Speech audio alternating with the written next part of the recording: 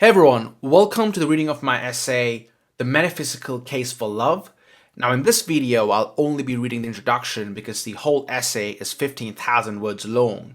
Therefore, I'll probably read it in parts and upload it as a video series.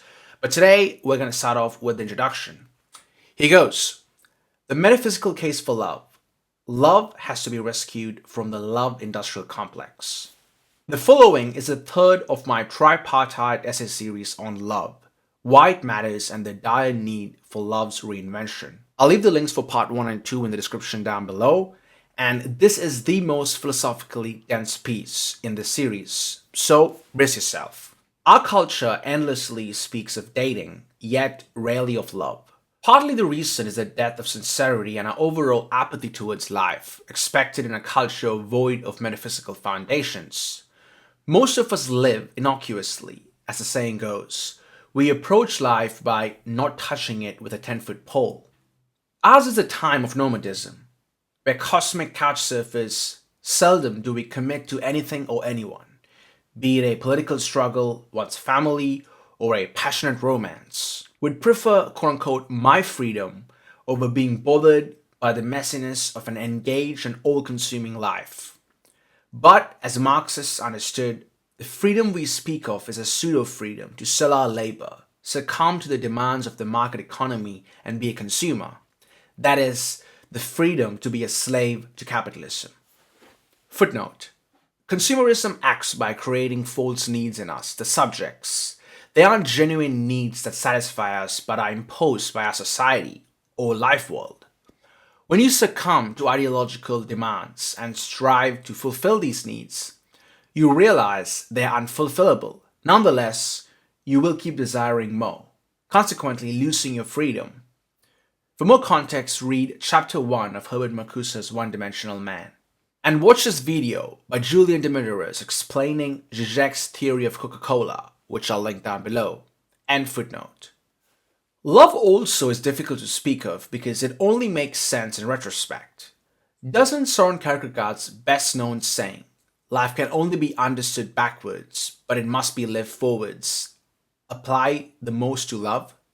Footnote.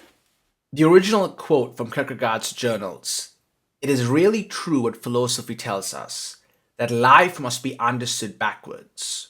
But with this, one forgets the second proposition, that it must be lived forwards, a proposition which, the more it is subjected to careful thought, the more it ends up concluding precisely that life at any given moment cannot really ever be fully understood.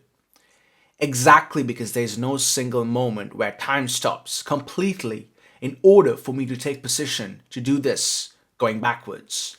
End footnote. There perhaps isn't anything more unfathomable than love.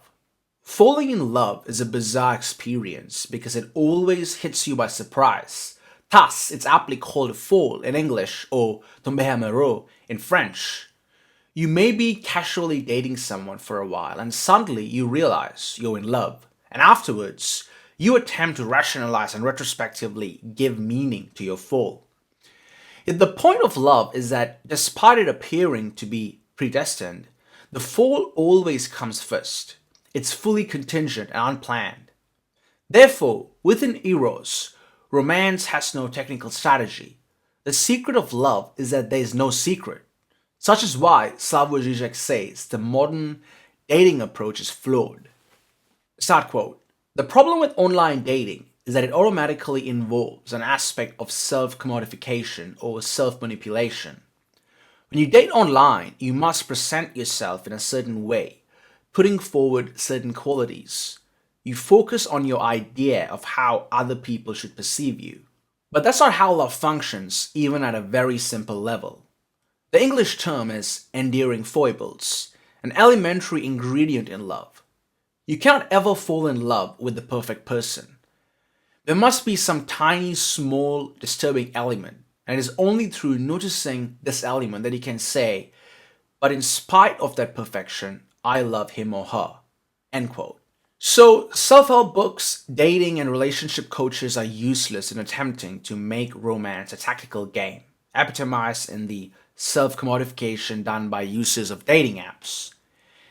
If all of poetry, literature, and cinema has shown us one thing since time immemorial, authentic love has no recipe to be conveniently followed.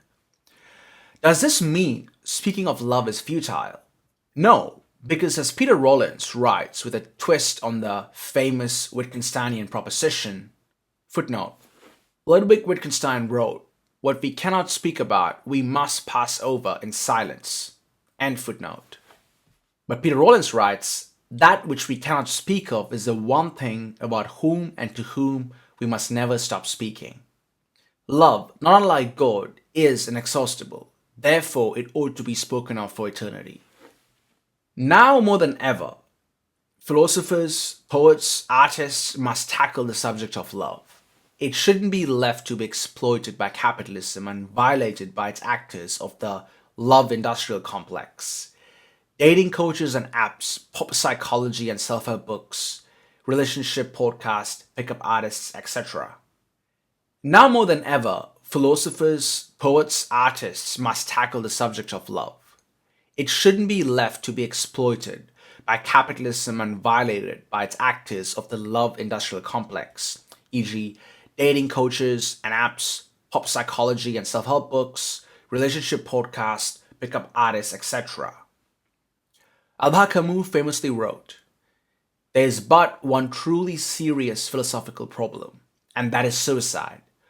Judging whether life is or is not worth living amounts to answering the fundamental question of philosophy. All the rest, whether or not the world has 3 dimensions, whether the mind has 9 or 12 categories, comes afterwards. If I ask myself how to judge that this question is more urgent than that, I reply that one judges by the actions it entails. I have never seen anyone die for the ontological argument. Galileo, who held a scientific truth of great importance, abjured it with the greatest ease as soon as it endangered his life. In a certain sense, he did right. That truth was not worth the stake. Whether the earth or the sun revolves around the other is a matter of profound indifference. To tell the truth, it is a futile question. On the other hand, I see many people die because they judge that life is not worth living." End quote. Coincidentally, since it's been a predominant reason for people committing suicide, love too ought to be placed in the position of suicide as a philosophical question. Camus continues, "Suicide has never been dealt with except as a social phenomenon. Similarly, love in our times is dealt with psychologically and scientifically through neuroscience, neuropsychology, sociology, etc. And this mechanization of love is to our own peril. A case in point is when psychologist Dr. Shannon Curry testified in the spectacle of the Depp versus Heard trial. Notwithstanding her necessary role in evaluating the parties for legal and judicial proceedings, she seemingly played the role of a high priestess for the general public. When her truths are absolute, especially in matters of romance and love. Of course, neither Curry nor anyone else explicitly states this, but what matters for critical analysis is what is not said over what is formally proclaimed. Society tacitly accepts what public-facing psychologists like Curry, or more politically, Jordan Peterson, says to be truths about being as such, that is, ontology, the study of the fundamental nature of reality. The psychologization of existence is distinctly manifest in our times. So when a psychologist makes claims on love, or politics, for instance, we subliminally accept these as metaphysical truths, i.e., when Curry was a guest on Lex Fridman's podcast, she went on to describing falling in love as being high on heroin due to the chemicals pumping in your brain. Since she does not stipulate her statements with "this is only a neuropsychological view," we implicitly take her views to be absolute and boil down love to be a neuroscience of sorts. There is no room for the unknown and no further speculations are allowed, or worse, are considered a waste of time if they don't serve the aforementioned love industrial complex. Footnote. I'm not criticizing Dr. Shannon Curry as she doesn't need to include this caveat in every public conversation. Expecting her to do so would be unreasonable. Unlike Jordan Peterson, she never claims to be more than a psychologist. However, I only point out the error of our cultural zeitgeist. Her case serves as an example of this phenomenon. End footnote. It was Fyodor Dostoevsky who critically delineated the phenomenon of psychologizing the human condition best. In The Brothers Karamazov, during Dmitry Karamazov's trial after being accused of patricide for murdering his father, Fyodor Pavlovich Karamazov's defendant Dmitry's attorney Fektakovich says he was forewarned in St. Petersburg, and I quote, that I should encounter here as my opponent a deep and more subtle psychologist who has by this quality long acquired by merit and a special reputation in our still young judicial world. And continues sardonically, but profound as psychology is, it's a knife that cut both ways. End quote. In other words, psychology allows us to interpret the same facts in different ways or in a way that suits our pre-held beliefs. Ergo, we should be wary of treating the discipline as a whole form of truth because it too, like all human practices, is placed within an ideological structure. During Dostoevsky's time, forensic psychology was a discipline in nascent forms, and he had a great interest in how it was practiced in the Russian courts. If he were alive today, he'd have similar comments about the Depp v. Heard trial. He wouldn't find fault with science or the practice of psychology. In fact, he'd laud the findings of psychoanalysis. Nota bene, Dostoevsky heavily influenced Sigmund Freud with his theories.